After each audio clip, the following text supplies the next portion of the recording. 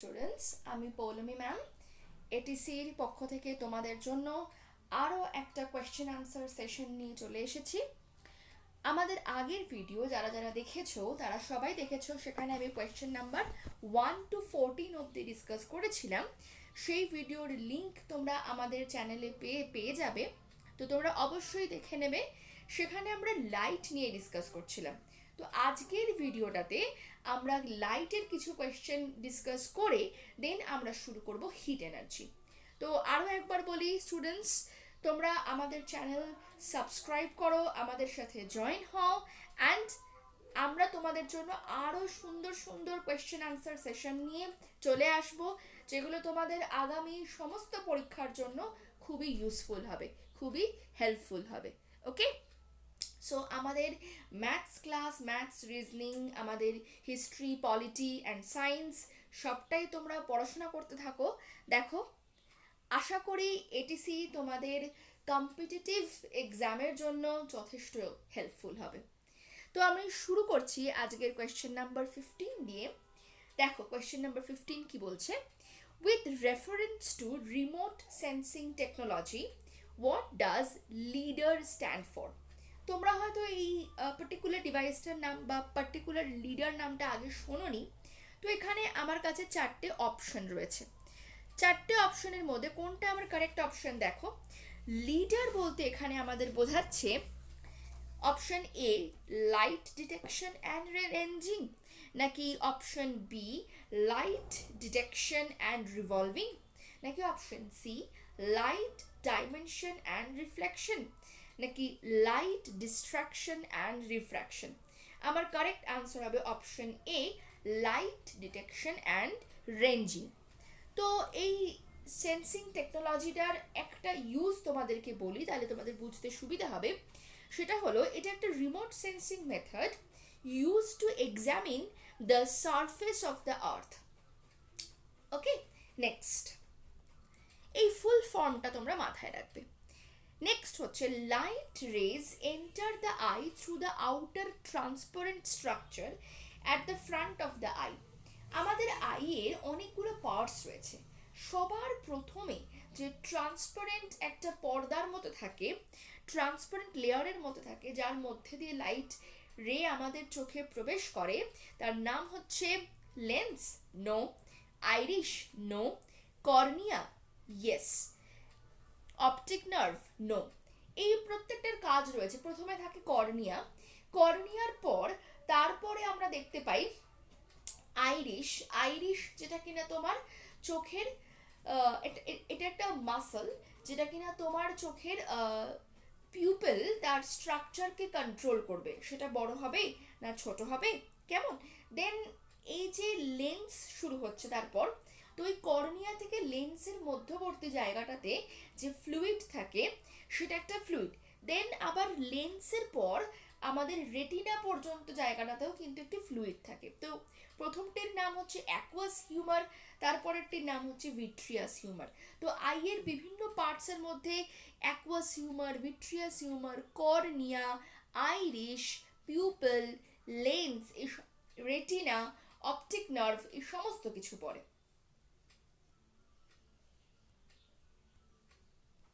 তোমাদের যদি আইরিশের ফাংশন সম্বন্ধে আসে, তো সেটাও একটু তোমাদের বলে দিই। আইরিশ হচ্ছে একটা থিন পিগমেন্টেড স্ট্রাকচার। দেখবে আইরিশের কিছু কালার্স হয়, কেমন। তো এটা একটা পিগমেন্টেড স্ট্রাকচার। আমি যেটা একটু আগেও বললাম যে পিউপেলের সাইজ কিরকম হবে সেটা কন্ট্রোল করে, মানে হচ্ছে it regulate the amount of light that can enter the retina. It controls the size and diameter of the pupil and thus regulates the amount of light entering our eye. Okay, next. Pore question. The phenomenon of deviation of light rays from their original path when they pass from one medium to another. The phenomenon of deviation of light rays from their original path. দেখো, light যখন একটা medium থেকে, একটা transparent medium থেকে অন্য একটা transparent মিডিয়ামে প্রবেশ করে, তখন সো লাইট যখন একটা ট্রান্সপারেন্ট মিডিয়াম থেকে অন্য ট্রান্সপারেন্ট মিডিয়ামে প্রবেশ করে, এখানে আমি দেখো একে তোমাদের দেখাচ্ছি। ধরে নাও এটা দুটো ট্রান্সপারেন্ট মিডিয়ামের মধ্যে separation, air medium and this is glass medium. দুটোই আমার কাছে ট্রান্সপারেন্ট মিডিয়াম। এয়ার মিডিয়ামের রিফ্র্যাক্টিভ ইন্ডেক্স হচ্ছে মিউ ইকুয়ালস টু 1 অ্যান্ড গ্লাসের রিফ্র্যাক্টিভ ইন্ডেক্স হচ্ছে মিউ ইকুয়ালস টু 1.5 বা 3/2। তো দেখতেই পাচ্ছি এয়ার হচ্ছে অপটিক্যালি রেয়ারার মিডিয়াম অ্যান্ড গ্লাস হচ্ছে অপটিক্যালি ডেন্সার মিডিয়াম। তো লাইটের স্পিড বিভিন্ন মিডিয়ামে বিভিন্ন রকম। ওকে, সব মিডিয়ামে লাইটের স্পিড কিন্তু সমান নয়। এয়ার মিডিয়ামে লাইটের speed 3 × 10⁸ metre per second, 3 × 10⁸ metre per second. এবং গ্লাসে লাইটের স্পিড, যেটা কিনা আমরা মিউ ইকুয়ালস টু c/v এই ফর্মুলা দিয়ে ডিটারমিন করতে পারি, যেখানে মিউ হচ্ছে আমার রিফ্র্যাক্টিভ ইন্ডেক্স, সি হলো speed of light in air বা কখনো কখনো speed of light in vacuum আমরা কনসিডার করি, ভি হচ্ছে speed of light in that medium. So refractive index or better known as absolute refractive index. Okay, so that is the ratio of speed of light in air to the speed of light in that medium. তো তোমরা এই formula use করে কোনো একটা particular মিডিয়ামে লাইটের speed কিন্তু calculate করে ফেলতে পারো। আমি গ্লাস মিডিয়ামে লাইটের স্পিড লিখে দিতেই পারতাম, কিন্তু তোমাদের আমি ক্যালকুলেট করে দেখাচ্ছি যাতে কিনা তোমরাও নিজেরা শুধু গ্লাস নয় অন্য অন্য যে কোনো মিডিয়ামে লাইটের স্পিড ফাইন্ড আউট করতে পারো। তাহলে এখানে আনসার হবে 2 × 10⁸ মিটার পার সেকেন্ড। তাহলে দেখতেই পাচ্ছ রিফ্র্যাক্টিভ ইন্ডেক্স বেড়ে যাওয়ার সঙ্গে সঙ্গে যত মিডিয়ামটা অপটিক্যালি ডেন্সার হচ্ছে তত লাইটের স্পিড কিন্তু কমছে। তো এখানে আমরা দেখতে পাবো যে লাইট যখন গ্লাস থেকে এয়ারে প্রবেশ করবে, লাইট যখন এয়ার থেকে গ্লাসে আসবে, এয়ার থেকে গ্লাসে আসছে, সো এটা হচ্ছে আমার incident ray of light and this will be denoted as angle of incidence, angle between incident ray and normal. Then my refracted ray of light that will bend towards the normal, the refracted ray of light that will bend towards the normal. So এই হচ্ছে আমার actual path of the light. যদি refraction না হতো, light straight path, you know, due to rectilinear propagation of light it follows a straight path, তো straight পাথে চলে যেত। কিন্তু যেহেতু রিফ্র্যাকশন হচ্ছে, so this will be the refracted ray of light, the yellow line. Okay, so আমার লাইটের path কি হলো incident ray of light and then it is the refracted ray of light. So this is my angle of refraction. আর এবার তোমরাই সহজে এই প্রশ্নের উত্তরটা দিতে পারবে যে the phenomenon of deviation of light rays from their original path when they pass from one medium to another medium, option will be refraction. তবে এখানে একটা কথা বলে রাখি, এখানে angle of incidence for example এটা আমার 30° হতে পারে, 40° হতে পারে। ওকে, কিন্তু যদি তোমার অ্যাঙ্গেল অফ ইনসিডেন্স এমন হয়, এটা অনেক ক্ষেত্রেই পরীক্ষায় আসে, এটা হলো দুটো মিডিয়ামের ইন্টারফেস। ওকে, তো এই হচ্ছে ধরো আমার normal, this is my normal, normal মানে 90° to the surface.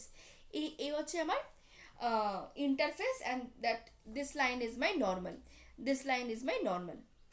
Okay, so when incident light ray falls normally, মানে ইনসিডেন্ট লাইট রে এসে নর্মালের ওপরেই সুপার ইম্পোজড হয়েছে, মানে তুমি ইনসিডেন্ট লাইট রেকে আলাদা করে আর দেখতে পাচ্ছ না। So this is your incident light ray only, this is your incident ray, মানে ইনসিডেন্ট রে হচ্ছে এই নর্মাল এঁকেছি তার ওপরেই এসে পড়েছে।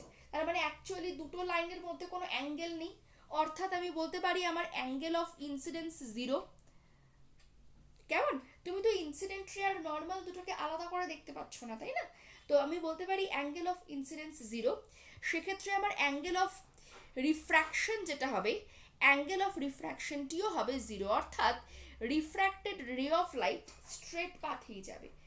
অর্থাৎ এই ক্ষেত্রে আমার রিফ্র্যাকশন অবশ্যই হচ্ছে, আমি অবশ্যই এটা রিফ্র্যাকশনেরই এক্সাম্পল তোমাদের দিলাম, যেখানে লাইট এয়ার থেকে গ্লাসে যাচ্ছে, স্পিডের চেঞ্জ হচ্ছে কিন্তু কোনো রকম ডেভিয়েশন হচ্ছে না, কারণ this is the normal incidence. Normal incidence অর্থাৎ অ্যাঙ্গেল অফ ইনসিডেন্স 0 ডিগ্রি। অনেকেই ভুল করে নর্মাল ইনসিডেন্স মানে অ্যাঙ্গেল অফ ইনসিডেন্স 90 ডিগ্রি, কিন্তু কখনোই নয়। অ্যাঙ্গেল অফ ইনসিডেন্স সবসময় এই ইনসিডেন্ট রে অফ লাইট এবং নর্মালের মধ্যবর্তী অ্যাঙ্গেল। ওকে, চলো পরের question. What is speed? Speed is velocity of an object per unit time.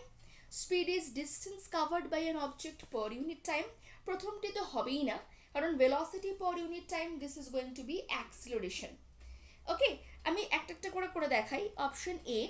Option A বলছে velocity per unit time, কারণ এটা আমাদের পরেও শিখতে হবে ইউনিট অ্যান্ড ডাইমেনশন চ্যাপ্টারে। এটা হচ্ছে metre per second by second. So this is my metre per second square. তো মিটার পার সেকেন্ড স্কোয়ার কোনোভাবেই স্পিডের ইউনিট নয়, এটি হচ্ছে অ্যাক্সিলারেশন বলে একটি ফিজিক্যাল কোয়ান্টিটির unit. Okay, so option A হবে না। Option B, distance covered by an object per unit time. So option B দেখে নাও। অপশন বি বলছে ডিস্টেন্স মানে metre per unit time. Yes, আমাদের স্পিডের ইউনিট হচ্ছে মিটার পার সেকেন্ড, আমরা সবাই জানি SI unit metre per second. So option B is going to be my correct answer. Acceleration of an object per unit time কখনোই হবে না। Force applied on covering an unit distance, no. Next, SI unit of power of lens is denoted by a letter.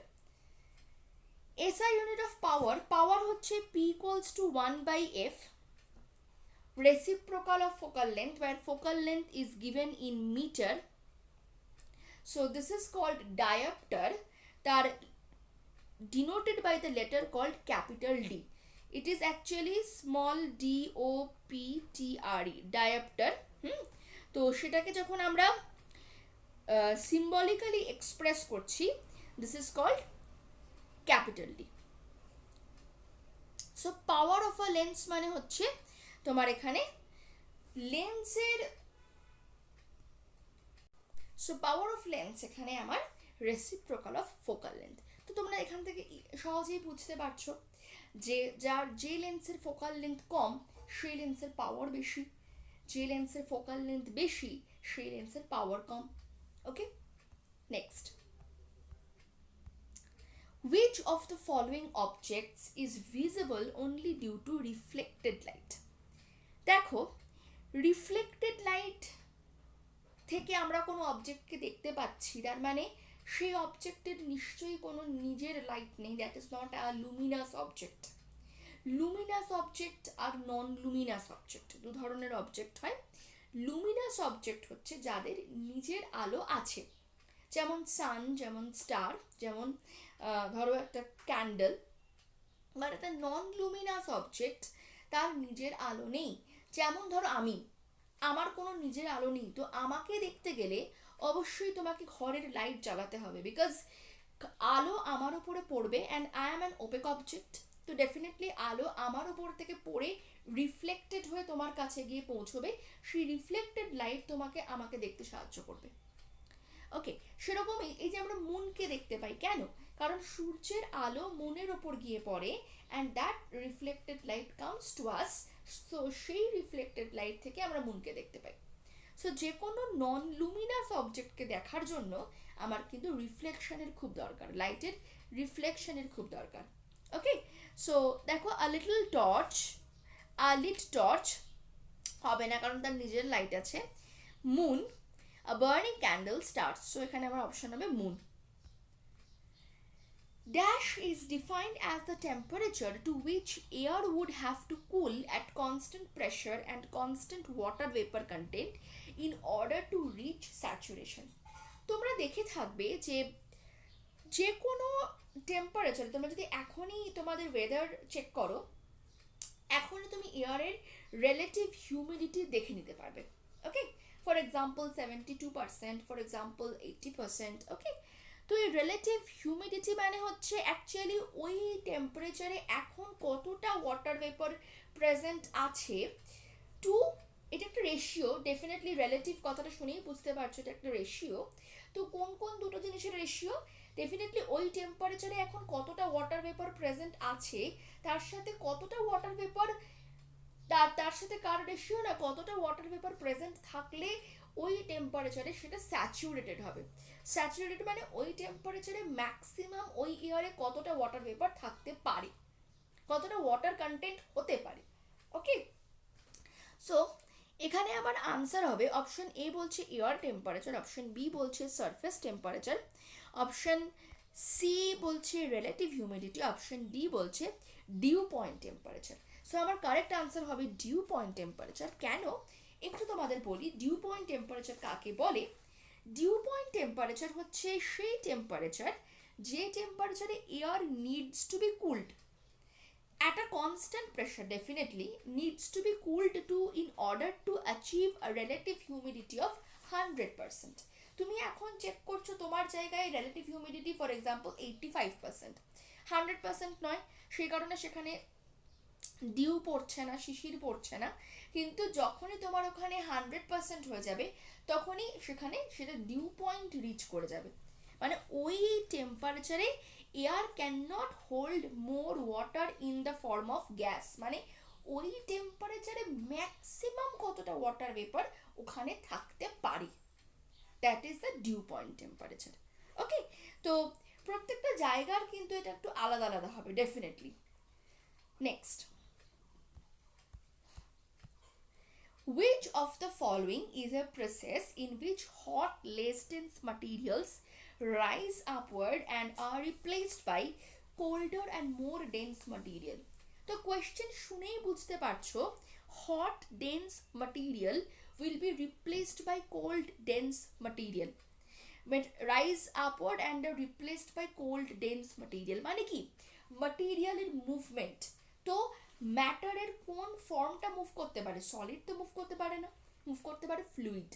তার মানে fluid move করছে in order to transfer of heat, and এই মেথডটাকে আমরা বলি convection.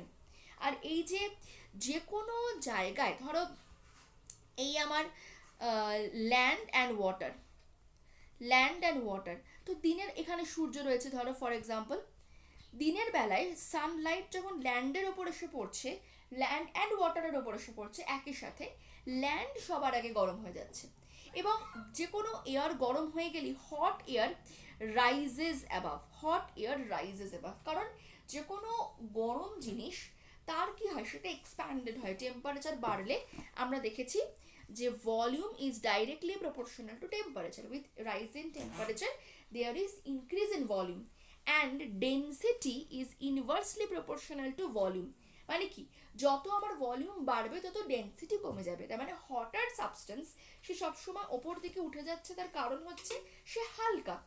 এবার সেই হটার এরিয়া থেকে এই যে এয়ার ওপরের দিকে উঠে যাচ্ছে, তো সেই জায়গায় যে গ্যাপ তৈরি হচ্ছে সেটাকে রিপ্লেস করার জন্য তখন এই সি থেকে কোল্ড এয়ার ছুটে আসছে, কোল্ড এয়ার এসে মোর ডেন্স ম্যাটেরিয়াল সেটা এসে সেটাকে রিপ্লেস করছে, এই জায়গাটাকে রিপ্লেস করছে। তো আমি যে এক্সাম্পলটা দিলাম সেটা একটা লোকাল কনভেকশন কারেন্টের এক্সাম্পল, অ্যান্ড এর নাম হচ্ছে সি ব্রিজ। তোমরা হয়তো শুনে থাকবে this is called sea breeze, কারণ দিনের বেলায় ল্যান্ড অ্যান্ড সি দুটোই সমানভাবে গরম হয় না, আগে গরম হয় ল্যান্ড গরম হয়, সেখান থেকে গরম হাওয়া উপরে উঠে গেলে সেই জায়গাতে রিপ্লেস করার জন্য ছুটে আসে নিয়ার বাই যে সি রিজিয়ন থেকে colder air, denser material. Okay, so this is called sea breeze. So we can see sea breeze at day time, during day time, and at night time we can see land breeze, তখন land থেকে ঠান্ডা হাওয়া সিতে ছুটে যায়। So এই process of heat transfer এটা হচ্ছে কনভেকশন। অ্যান্ড এই যে গরম হাওয়া উপরে উঠে যাচ্ছে অ্যান্ড গরম হাওয়া উপরে উঠে যাচ্ছে, এবং তার জায়গায় মানে গরম হাওয়া উপরে উঠে আসছেন, কম্পারেটিভলি কোল্ডার এয়ার নিচে নেমে আসছে, আবার সেটা গরম হয়ে উপরে উঠে যাচ্ছে। এই যে vertical upward movement of the molecules, এটাকে আমরা বলতে পারি কনভেকশন কারেন্ট।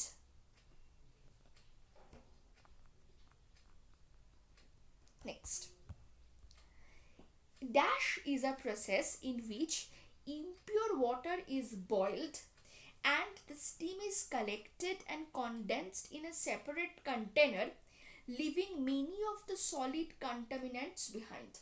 ধরো আমি জলের মধ্যে কিছু সলিউট পার্টিকেলস মিক্স করেছি। জল তো আমার ইউনিভার্সাল সলভেন্ট, সার্বজনীন দ্রাবক, তো তার মধ্যে অনেক ইম্পিউরিটিস খুব সহজেই মিক্স হয়ে যেতে পারে। তো তুমি জলের মধ্যে কিছু ইম্পিউরিটিস মিক্স করেছো, ঠিক আছে? ফর এক্সাম্পল ধরো আমি সল্টে মিক্স করেছি, তো সেটাকে এই আমার কন্টেনারে নিয়েছি, একটা বিকারে নিয়েছি।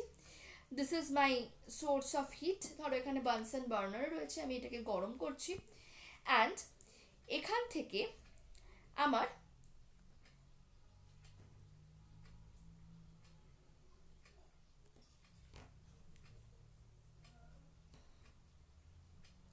ধরে নাও এই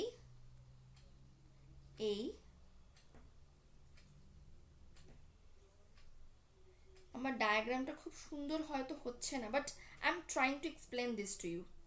ওকে, তো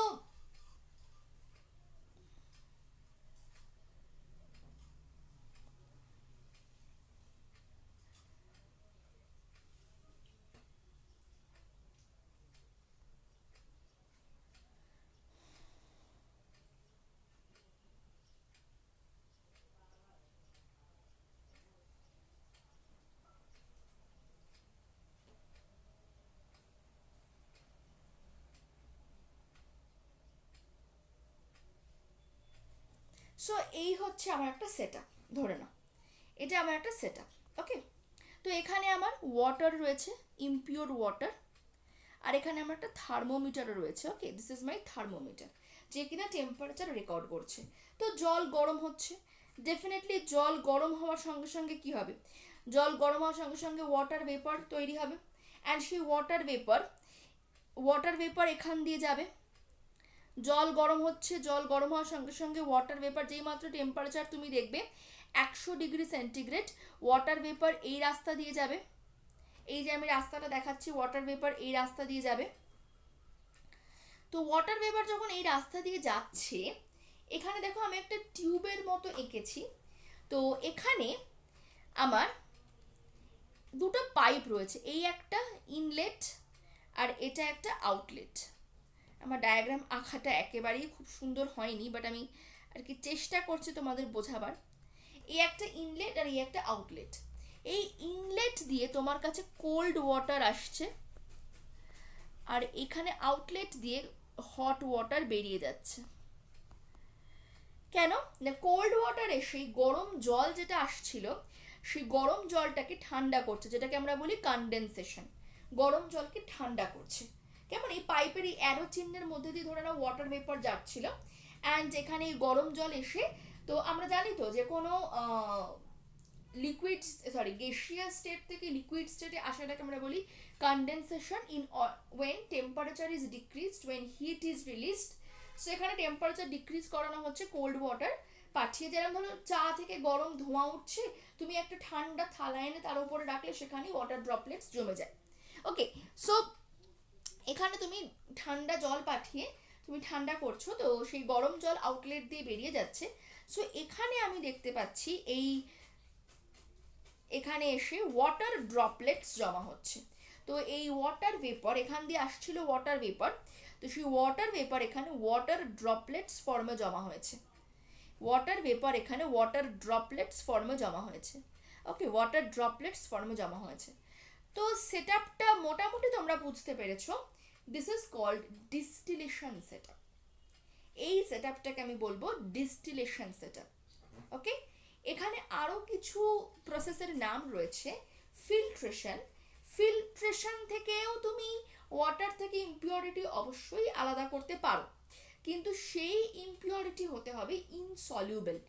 এইখানে কিন্তু যে ইমপিউরিটিটাকে আমি আলাদা করলাম, দ্যাট ইমপিউরিটি ইজ সলিউবল। মানে ওয়াটারের মধ্যে ধরো সল্ট ডিজলভড রয়েছে। Okay, so this impurity is soluble, but if your impurity is insoluble, for example, say tea leaves in water, In that case you can use your filter paper. Okay, in that case you can use filter paper to separate that tea leaves from the water. Okay, so that is filtration method. And what is sedimentation? সেডিমেন্টেশনও কিন্তু water থেকে ইম্পিউরিটিসকে আলাদা করতে সাহায্য করে। সেক্ষেত্রে ইম্পিউরিটিসের nature হবে definitely bigger, বেশ বড় বড়, and that should be heavier and obviously insoluble. মানে জলের মধ্যে ধরো বড় বড় কাদা, মাটি, পাথর এই সমস্ত মিশে রয়েছে। ইন দ্যাট কেস, নুড়ি বালি, in that case those will settle down. Okay, you have to keep the container untouched for a long time, and those insoluble heavier particles will settle down at the bottom, and that will be the sedimentation method. And opore je comparatively clear water ta tumi dekhte pabe, that is decantation. That is মানে সেটাকে আলাদা করে নেওয়াকে আমরা বলি decantation. Okay, so sedimentation and decantation. প্রত্যেকটাই impure water থেকে material বা ওয়াটারকে separate করার মেথড কিন্তু ডিপেন্ড করছে ইমপিউরিটিটা কেমন। Next, the lowest temperature at which a substance catches fire is called its boiling point, normal temperature, ignition temperature, melting point. Your correct answer is ignition temperature. প্রত্যেকটা সাবস্ট্যান্সের একটা ignition temperature থাকে। এবার definitely if you take a flammable substance, definitely ignition টেম্পারেচারের উপরে base করি আমরা flammable substance বা নন flammable substance বলতে পারি। ফ্লেমেবল অর ইনফ্লেমেবল, দেখবে মেট্রোয়ে, ট্রেনে, বাসে লেখা থাকে do not carry inflammable articles. তো ইনফ্লেমেবল কাদের বলে? কেরোসিনকে বলে, অ্যালকোহলকে বলে, বিকজ এদের ইগনিশন টেম্পারেচার খুব লো। অর্থাৎ তুমি নর্মাল কেরোসিন অয়েল আর কুকিং অয়েল নিয়েই দেখো, কুকিং অয়েল কি হয়, এত হাই টেম্পারেচারে রান্না হচ্ছে, ওয়াটার বয়েল হচ্ছে, তরকারি ভাজা হচ্ছে, তাতেও কিন্তু cooking oil doesn't catch fire. So cooking oil has high ignition temperature, মানে অনেক বেশি টেম্পারেচার রাইজ হলে দেন আগুন ধরে যেতে পারে। কিন্তু think about kerosene oil, kerosene oil has lower ignition temperature, অল্প একটু রাইজ হলেই কি হতে পারে, টেম্পারেচার এতে আগুন ধরে যেতে পারে। যেমন ধরো নর্মাল উড, তোমাকে আমি দু ধরনের উডের এক্সাম্পল দিচ্ছি। একটা ড্রাই উড, অনেক দিন ধরে পড়ে আছে, কেটে ফেলা গাছের ডাল শুকিয়ে গেছে, আর একটা হচ্ছে ধরো সদ্য তুমি গাছ থেকে কেটে এনেছো সেই ডাল। ডেফিনেটলি দুটোর ইগনিশন টেম্পারেচার সমান হবে না। যেটা তুমি সদ্য গাছ থেকে কেটে এনেছো তার মধ্যে অনেক ওয়াটার কন্টেন্ট আছে, বা একটা ড্রাই লিফ আর একটা ওয়েট লিফ। তো যেটা ড্রাই লিফ সেটা খুব তাড়াতাড়ি আগুন ধরে যাবে, সেই কারণে দাবানল যেটা বনে লাগে, শুকনো ডালপালায় ঘষা খেয়ে প্রচন্ড হাওয়াতে সেখানে দাবানল লেগে যায়। কেন? শুকনো জিনিসটার ইগনিশন টেম্পারেচার খুবই কম, সো অল্প ফ্রিকশনেই, একে অন্যের সঙ্গে ঘষা খাওয়াতেই অল্প ফ্রিকশনেই এতে আগুন ধরে গেছে। ওকে, অ্যান্ড সেই আগুন হাওয়াতে ছড়িয়ে পড়েছে। কিন্তু ওয়েট লিভস হলে সেটা হবে না, ওয়েট লিভস এর ignition temperature high. So based on this ignition temperature, we can classify substances into two groups, flammable and non-flammable. Okay, next. The energy derived from heat of earth is called geothermal energy. It's not biogas, solar or tidal, it's geothermal energy. Next, এই geothermal energy যেখানে তোমার hot spring তোমরা দেখতে পাবে কিছু কিছু জায়গায়, natural hot spring, সেটা কিন্তু এই জিওথার্মাল এনার্জি থেকে। Okay, next, dash codified the first two laws of thermodynamics and deduced that the absolute zero of temperature, absolute zero, Kelvin scale is 0 Kelvin, so degree Celsius scale it will be definitely minus 273. So যেটাকে আমরা minus 273 degree Celsius বলি, but এটার exact value minus 273.15 degree Celsius. He was honored for this with the naming of the Kelvin temperature scale, and the scientist is William Thomson. তোমাদের বাকি সায়েন্টিস্টদের কিছু ইনভেনশনের কথা আমি বলে দিই।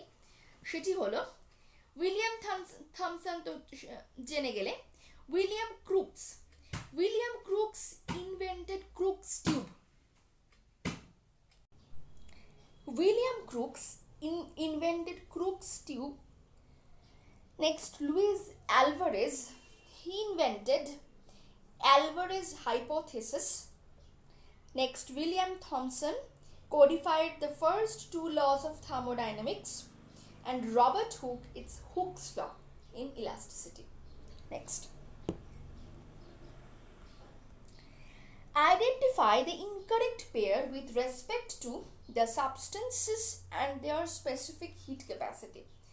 স্পেসিফিক হিট ক্যাপাসিটি কাকে বলে একটু ছোট করে বলে দিই তোমাদের। সেটি হলো, তোমরা জানো অ্যামাউন্ট অফ হিট অ্যাবজর্বড। ধরো তোমার কাছে আমি 1 কেজি ওয়াটার এনেছি আর 5 কেজি ওয়াটার এনেছি, তো ডেফিনেটলি 1 কেজি ওয়াটার গরম হতে বা বয়েল করতে তোমার কম হিট এনার্জি লাগবে, খুব স্বাভাবিক। 5 কেজি জল গরম হতে ডেফিনেটলি বেশি হিট এনার্জি লাগবে। So amount of heat absorbed or released is directly proportional to mass. Amount of heat absorbed or released is directly proportional to change in temperature. Okay, so তুমি ধরো কোনো জলের temperature 10 degree Celsius বাড়াবে, মানে just গরম করবে, একটুখানি উষ্ণ গরম করবে যেটাকে আমরা বলি, আর আমি জলটাকে ফোটাবো, বয়েল করাবো। সো ডেফিনেটলি অল্প গরম করতে আমার কম হিট এনার্জি, বেশি গরম করতে আমার বেশি hit energy. So Q is the amount of heat energy absorbed or released. So আমি লিখতে পারি Q is directly proportional to m delta T, or Q is equal to mc delta T. So this C is known as specific heat capacity. So C কে আমি বলতে পারি C equals to Q by m delta T. Okay, so Q এর SI unit হলো joule, মাসের SI unit হলো KG, and this is SI unit হচ্ছে kelvin, temperature. Kelvin বলতে পারো, বা এটা অ্যাকচুয়ালি তো টেম্পারেচারের চেঞ্জ, তো তুমি 1 কেলভিন চেঞ্জ বলাও যা, 1 ডিগ্রি সেলসিয়াস চেঞ্জ বলাও তাই। আমরা আমাদের ক্লাসে এটা ডিটেলসে ডিসকাস করব। সো এখানে দেখো তোমাকে সেই ইউনিটটাই দিয়েছে, জুল। সো এটাকে আমরা লিখতে পারি joule, KG inverse, kelvin inverse. Okay, তো তোমরা মোটামুটি একটা আইডিয়া পেলে যে স্পেসিফিক হিট ক্যাপাসিটি কাকে বলে। Amount of heat absorbed per unit mass per unit rise in temperature, and the specific heat capacity depends upon the material of the substance. যদিও তোমরা ফর্মুলাতে মাস দেখতে পাচ্ছ, বাট ইট ডাজন্ট ডিপেন্ড আপন মাস। 1 KG জলের যে specific hit capacity হবে, 5 KG জলের specific hit capacity তাই হবে, 5 গ্রাম জলের স্পেসিফিক হিট ক্যাপাসিটি তাই হবে। তো তোমাকে এখানে একটা কোয়েশ্চেন দিয়েছে, কিছু কিছু স্পেসিফিক হিট ক্যাপাসিটি, এদের মধ্যে ওয়াটারের স্পেসিফিক হিট ক্যাপাসিটি কিন্তু 1200 নয়। ওয়াটারের স্পেসিফিক হিট ক্যাপাসিটি হচ্ছে তোমার, তুমি যদি দেখো কেজি পার কেলভিনে, তাহলে সেক্ষেত্রে আনসারটা হবে 4200, 4200 জুল পার কেজি কেলভিন। আর তুমি যদি গ্রামে দেখো তাহলে হবে 4.2 joule per gram degree celsius. Okay, ওটা 4200, তুমি যদি এক্সাক্ট ভ্যালুকে দেখতে চাও তাহলে 4179, okay, or 4180, like that. Okay, next.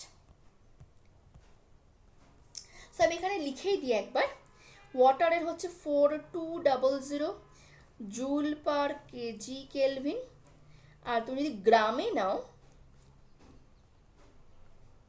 Sorry,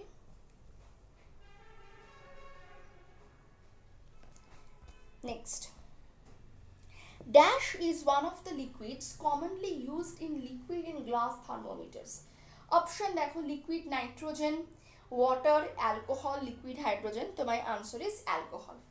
তোমরা জেনারেলি থার্মোমিটার যেটা দেখে অভ্যস্ত সেটা হচ্ছে মার্কিউরি থার্মোমিটার। এর সাথে সাথে ল্যাবে আমরা অ্যালকোহল থার্মোমিটারও ইউজ করি। তো একটা কারণ বলি আমি, যে কেন মার্কিউরি থার্মোমিটার না ইউজ করেও আমি অ্যালকোহল থার্মোমিটার ইউজ করব, সেটা হচ্ছে মার্কিউরি লোয়ার রেঞ্জের টেম্পারেচার মেজার করতে অতটাও পারে না, but this alcohol thermometer can measure very low temperatures. Okay, though mercury has a wide range of temperature, একটা লম্বা রেঞ্জের টেম্পারেচার মেজার করতে পারে, মার্কিউরি একটা লম্বা রেঞ্জের টেম্পারেচার মেজার করতে পারে, কিন্তু লোয়ার টেম্পারেচার মেজার করার জন্য আমার মেনলি প্রয়োজন অ্যালকোহল থার্মোমিটারকে। সো মার্কিউরি থার্মোমিটারও একটা ভেরি গুড অপশন। মার্কিউরি থার্মোমিটারও ল্যাবরেটরি থার্মোমিটার ইউজ করা হয়, অ্যান্ড তার সাথে সাথে আমরা অ্যালকোহলও ইউজ করি অ্যাজ আওয়ার ল্যাবরেটরি থার্মোমিটার। তো অ্যালকোহলও can be use, there are two liquids which can be used in as a liquid in glass thermometer. They are alcohol and mercury. So that's acha, one more question left. The sun hits the earth through radiation. The answer will be radiation.